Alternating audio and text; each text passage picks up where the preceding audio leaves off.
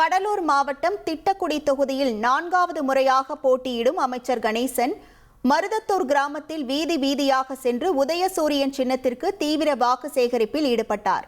அப்போது பொதுமக்கள் மத்தியில் மிகவும் உருக்கமாக பேசிய அவர், கொரோனா பேரிடர் காலத்தில் மக்கள் பணியாற்றிய போது தனது மனைவியையும் மூத்த மகளையும் பறிகொடுத்த சோகமான நினைவுகளை பகிர்ந்து கொண்டார்.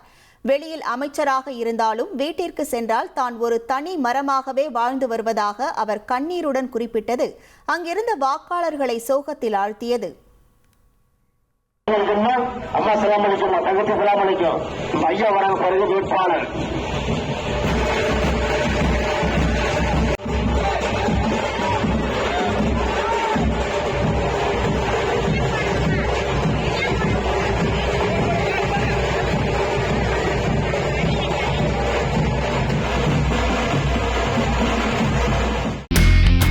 இனி செல்லும் இடமெல்லாம் செய்தி.